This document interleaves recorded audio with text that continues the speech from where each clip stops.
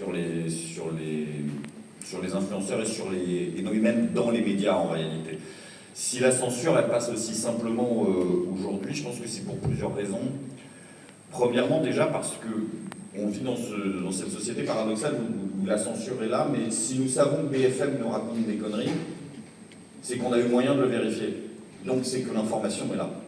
Alors pas par les mêmes réseaux, pas forcément par la télévision, mais on n'est plus dans les années 70, j'entendais André Berkoff qui avait mentionné un peu ça, on n'est plus dans les années 70, on ne cache pas l'information comme on le faisait en URSS ou comme on peut encore le faire en Corée du Nord, simplement en n'en parlant pas au JT. Ce qui se passe dans la bande de Gaza nous montre qu'en 2 minutes, les images sont disponibles, sont accessibles. Et je crois qu'il y a vraiment un repositionnement stratégique des médias oligarchiques qui consiste non plus à dissimuler l'information, parce que c'est impossible, mais à dissimuler la réflexion sur l'information. Et je suis assez atterré de le voir essentiellement sur les chaînes d'information en continu. C'est un sujet sur lequel on pourrait dire, mais qui a fait énormément de mal, même si ce n'est pas véritablement une question de censure, à la qualité de l'information dans le pays. C'était une énorme erreur d'être allé dans cette direction-là. De voir qu'on va avoir 30 secondes d'informations intéressantes qui vont être ponctuées par 50 minutes de débats qui ne vont même pas être des débats.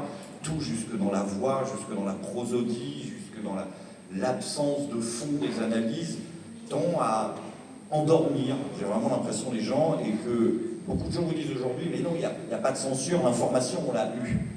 Oui, mais elle n'a pas été analysée, elle n'a pas été réfléchie, elle n'a pas été débattue, elle n'a pas été comparée. Donc, à quoi vous avez eu accès? Et le deuxième truc très vicieux, c'est la façon dont elle s'exerce, qui là aussi fait dire aux gens que cette censure pourrait ne pas exister. Il y a une forme de censure très pernicieuse qui s'est installée sur... Alors là, je parle de quelque chose que nous connaissons, qui est YouTube, qui est la censure dite économique. C'est-à-dire, on vous dit, vous pouvez travailler, mais vous ne serez pas payé pour ce que vous avez fait. C'est ce qui explique d'ailleurs la multiplication des gens qui vont faire de la publicité pour des produits dérivés, pour des t-shirts dans leurs vidéos. Alors c'est un peu bizarre, c'est comme si vous alliez dans une entreprise avec un t-shirt et qu'on ne vous payait pas parce que vous faites votre travail du matin au soir, mais parce que vous avez porté le t-shirt de la marque.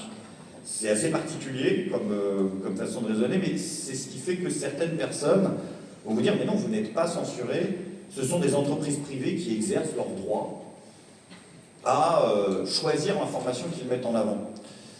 Et cet argument, il est vicié parce que quand, par exemple, un média comme YouTube représente plus de 90% de ce qui est produit dans le monde en matière de vidéo, en fait, au bout d'un moment, ça devrait être une propriété collective de nous tous, citoyens, et presque, là, pour le coup, citoyens du monde pourrait sur ce genre de choses-là, avoir un sens.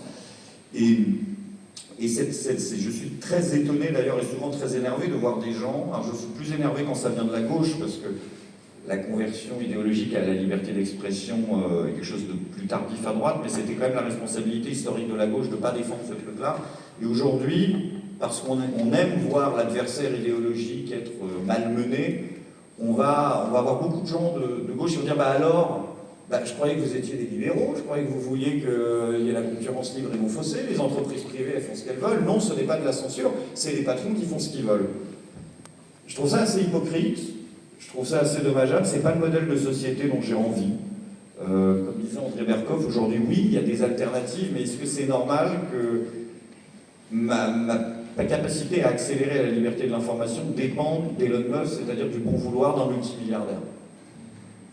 Parce qu'il va me la donner, mais demander ma liberté d'expression à Elon Musk, c'est comme demander un appart à Darmanin, il va me le donner.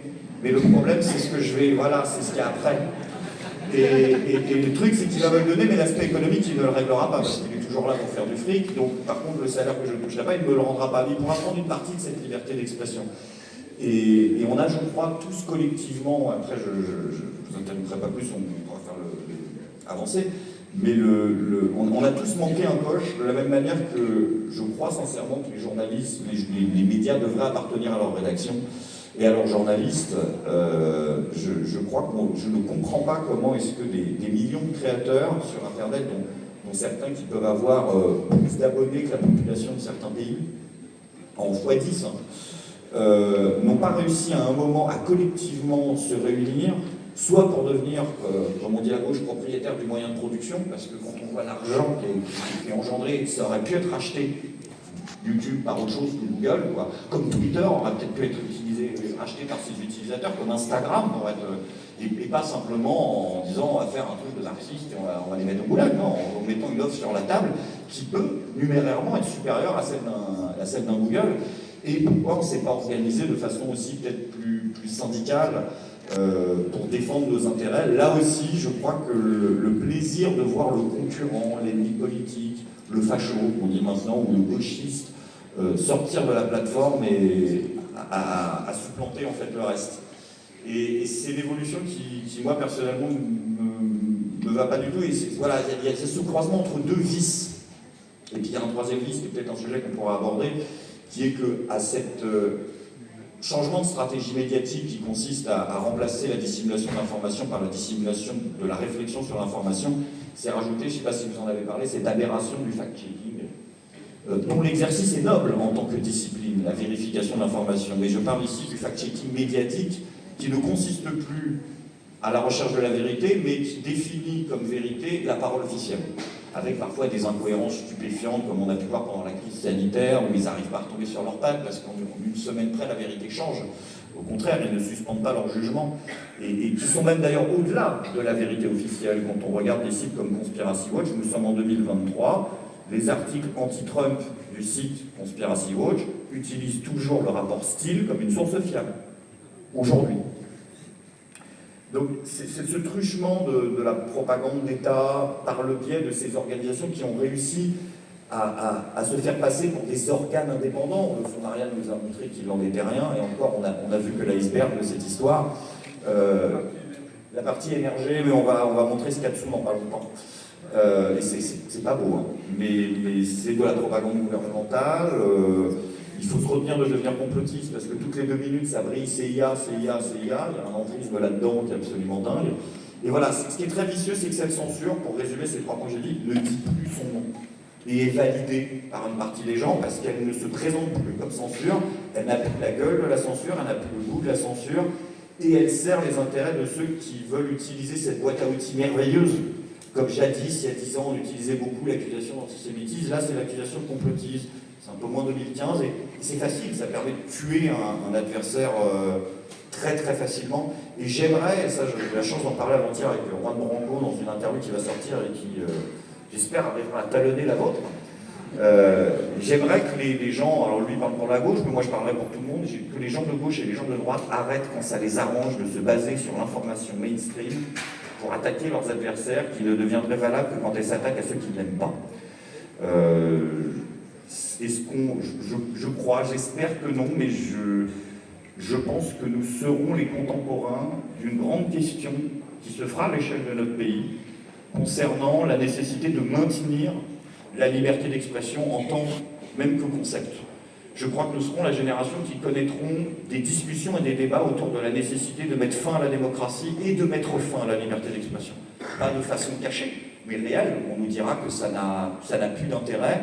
Et je crois même, pour conclure, que la porte d'entrée à ça se fera dans 5 ans.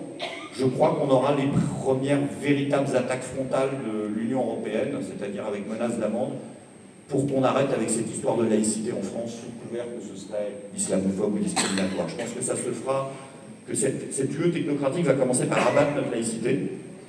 On peut remettre en question, hein, ce n'est pas le meilleur modèle, mais bon, je préfère ça à l'autre.